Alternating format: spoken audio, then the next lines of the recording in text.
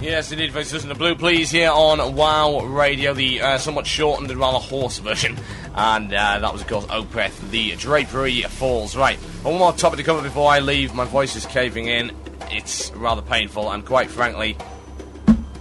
Oh, the phone's ringing. Let's see. Who is it? Who is it? That's home. I'm not going to answer that. There we go. I've just hung up on my mother. Never mind. Anyway, back to the topic at hand. Druids. So, big changes afoot, we say. Big changes indeed. I shall give you a brief rundown of what those are, but I can tell you that this is probably the most complete class reworking we've ever seen. It also brings with it yet another concern. There's always a little sneaky thing around every corner. For every lovely, silver-lined, golden cloud, there is a ZOMG WTF. So here we go. Druids! Okay, what's going to happen to Druids? Complete reworking of pretty much all the talent trees. The Druid is going to be able to change to an owlbear, for one thing, which will be quite amusing.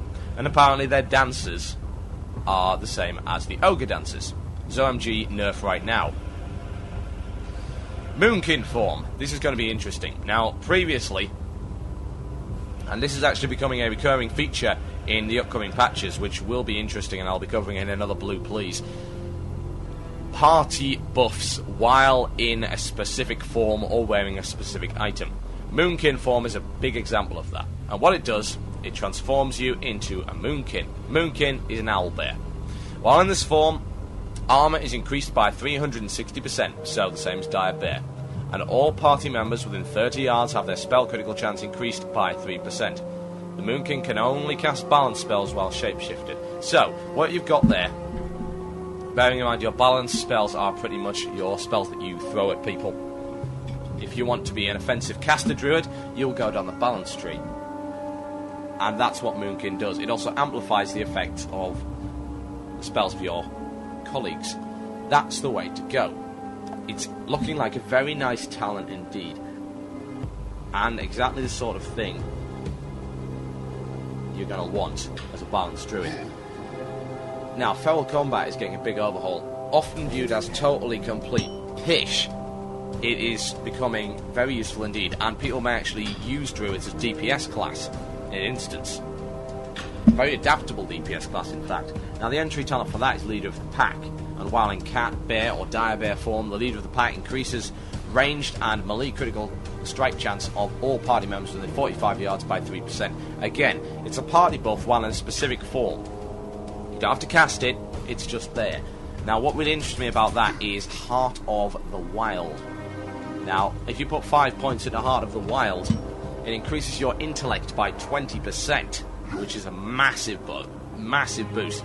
In addition, while in Bear and Dire Bear form, your stamina is increased by 20%, and your Cat form strength is increased by 20%. Nice stuff. And there are, of course, a lot of really nice things in that tree. They've reworked it. It's looking very nice, and it's looking quite good indeed. I mean, for instance, you're going to be able to cast Fairy Fire while in Bear form, and there shall be a whole other number of things. Now, Resto hasn't really changed a lot. There's been some minor changes, but nothing much. Now, the big thing about this is they have totally and completely reworked the talent tree in a more complete and complete sense than they have with any of the other classes. It's a biggie. It is a biggie, most definitely.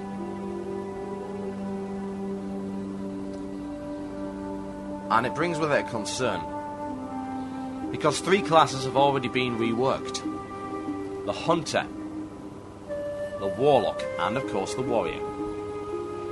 Now, when I was speaking to Kiki Jiki and Grey Fox, who were down at my place for the Dragon Force gig on Friday, which was awesome, pics are going up on the WoW Radio forums ASAP,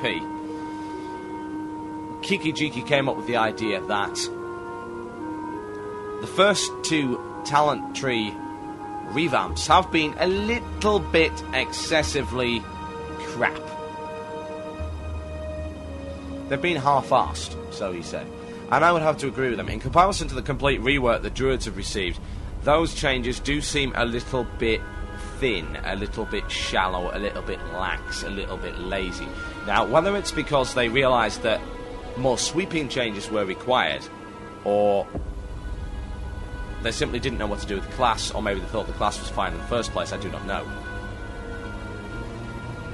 But it will certainly be interesting to see what comes out of the Hunter and the Druid changes. The Hunter changes were more complete. I mean, the complete reworking of the survival tree.